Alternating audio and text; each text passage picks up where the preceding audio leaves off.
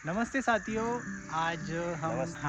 आज हमारे साथ संदीप दुपारे जी जो धम्मिको टीम के एक सदस्य है और ऋषिकेश इंगड़े जी जो मुंबई से यहाँ पर धम्म सेवा देने के लिए और ये सेवा का शिविर अटेंड करने आए। ये 2 दिन का शिविर था। जैसे लास्ट वीडियो मैंने आपके साथ शेयर किया था 20 दिन के शिविर का अनुभव, उसी प्रकार हमने इस समय जो सेवकों के लिए और ट्रस्टीज के लिए एक सेशन हुआ था जो 2 दिन का जो अभी खत्म हुआ है, समाप्त हुआ है। तो वो कैसा रहता है उसके बारे में ये वीडियो में आपको जानकारी देंगे।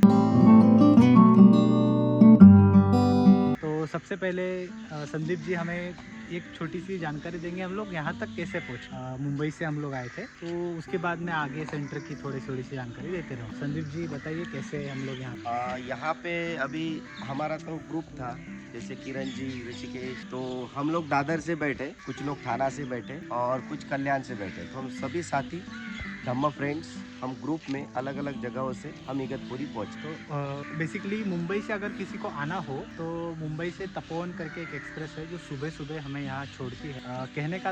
बताने का तात्पर्य ये था कि आपको अगर मुंबई से आना हो तो तपोवन एक्सप्रेस से आप यहाँ पर स्टेशन के पास से यहाँ पर 80 रुपीज़ का ऑटो फेयर था। राइट। और इसमें 4 लोगों तक की बैठने की कैपेसिटी होती है। आपके सामान के साथ आपको सेंटर तक छोड़ देगा। अगर आप ज़्यादा लोग रहेंगे तो आपको शायद और एक अलग से ऑटो करना पड़ेगा।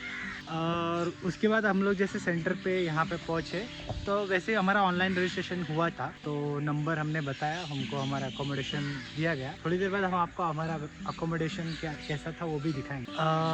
तो ये 2 दिन का शिविर क्यों होता है इसके बारे में थोड़ा जानते हैं। तो हम जो धम्म सेवा दे रहे हैं बहुत लंबे समय से या नई शुरुआत कर रहे हैं सेवा के लिए, तो उनको सेवा सही रूप से हो तो वो कैसे की जाती है उसको एक विस्तार में 2 दिनों में जो सहायक आचार्य है, जो गुरुजी के समय से आचार्य है, वो इसको एक ट्रू प्लस मैनर में उसको बताते हैं।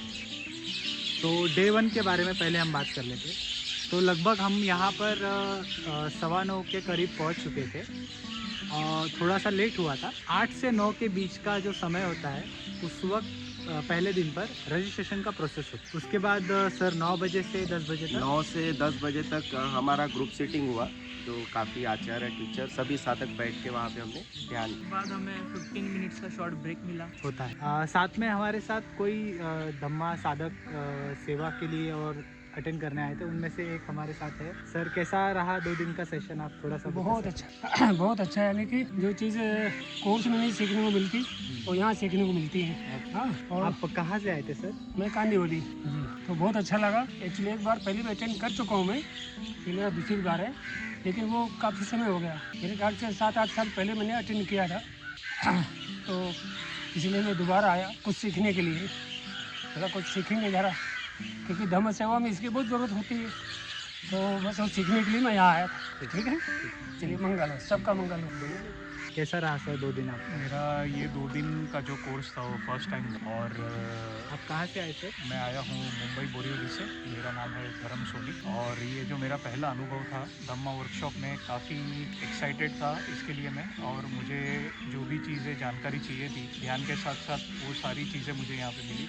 तो मेरे ये 2 दिन काफ़ी सफल। हाँ, तो वो शॉर्ट ब्रेक होने के बाद लगभग 10 बजे के करीब नया सेशन स्टार्ट हुआ। गुरुजी का ऑडियो द्वारा गुरुजी बताते हैं धम्म सेवा क्यों है उसके बारे में थोड़ा सा बताते हैं, और इंट्रोडक्शन, ये कोर्स कैसे होने वाला है, ये 2 दिन का सेशन कैसे रहने वाला है उसके बारे में गुरुजी और वहाँ पे जो प्रेजेंट टीचर्स थे जो कोर्स कंडक्ट करने वाले थे, जो ये वर्कशॉप कंडक्ट करने वाले थे, वो बताते हैं। उसके बाद सर क्या हुआ? उसके बाद कितने बजे तक सेशन? उसके बाद वो 1 बजे तक सेशन चला, 1 सवा 1 के पास आसपास लगभग। उसके बाद जो एटीज़ थे असिस्टेंट टीचर्स, उनके द्वारा काफ़ी अच्छी इंफॉर्मेशन बताई गई नेक्स्ट सेशन में, जिसमें टॉपिक था सेवा का। सेवा कैसी देनी है, सेवा का महत्व क्या है और उसके क्या लाभ मिलते हैं हर एक साधक को। ये एटीज़ के द्वारा सभी साधक को वर्कशॉप में इंफॉर्मेशन दिया गया। हाँ, तो उसके बाद लंच ब्रेक हुआ था और लंच ब्रेक के बाद मतलब लंच जो सभी लोग आए थे, ऐसा होता है कि जनरली हम 0 डे पर आते हैं और नेक्स्ट डे कोर्स शुरू होता है, बट ये वर्कशॉप 2 ही दिन का होता है। बहुत से लोग काफ़ी देर बाद आते हैं, बहुत से, क्योंकि बहुत दूर दूर से कोई आते हैं, तो वो सेशन लगभग लंच के बाद ही शुरू हुआ, ऐसा कहा जाए तो कोई गलत नहीं हो। सर, लंच के बाद क्या सेशन था ऋषिकेश जी, थोड़ा सा? मेडिटेशन में डिफिकल्टीज है, इसके ऊपर डिस्कस हुआ कि क्या प्रॉब्लम है मेडिटेशन, कैसे क्या दिक्कत है। फिर जो डिस्कशन हुआ उसके बाद सभी साधक टीचर्स के साथ हमारी ग्रुप सीटिंग्स हुई। देन उसके बाद जो कुछ कंसेप्ट थे साधना रिलेटेड, सेवा रिलेटेड और अन्य टॉपिक, उसके साथ हमें कुछ क्लैरिफिकेशन दिया गया, समझाया गया अच्छे से, तो वो सब हुआ। जनरली बहुत से लोग पहली बार सेवा देते हैं या बहुत समय से सेवा दे रहे हैं, लेकिन कोई वर्कशॉप अटेंड नहीं किया होता है, तो बहुत से ऐसे नए नए प्रश्न आते हैं और उन प्रश्नों का जवाब वो क्लैरिटी लाने के लिए जो वहाँ पर एटी थे, उन्होंने उन सबको रिजॉल्व करने के उद्देश्य से ये सेशन रखा था। और उसके बाद हमारे लगभग शाम के नाश्ते का समय हो चुका था, तो 5, सवा 5 बजे के करीब शाम का। वैसे नाश्ता ऐसे तो एज सच नहीं था, क्योंकि डिनर का प्रबंध किया था, क्योंकि खाना ही 1 बजे हुआ था।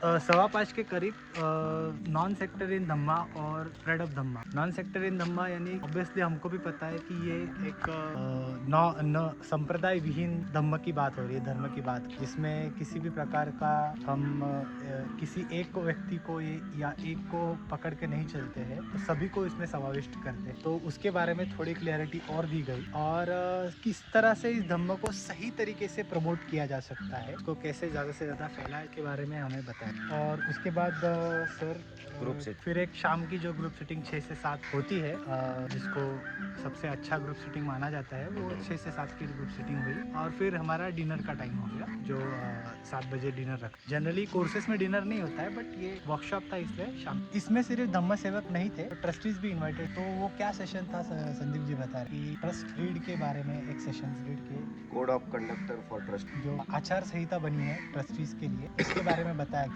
ये पूरे वर्कशॉप का सार यही था कि इन्हीं धम्म सेवकों में कल को जाकर कोई ट्रस्ट की स्थापना हो जाए, तो वहाँ पर ट्रस्ट के किस तरह से काम आ सकता है, मदद हो, वो मदद करने के लिए क्या आचार संहिता हमें पता होनी चाहिए, या आगे जाके नया ट्रस्ट का गठन करना हो, तो उसके बारे में भी इस सेशन में हमको जानकारी दी। और इसी तरह से हमारा डे 1 पूरा हो चुका। अब हम आपको हमारे रूम्स दिखा देते हैं, इसके बाद हम डे 2 की बात करते हैं।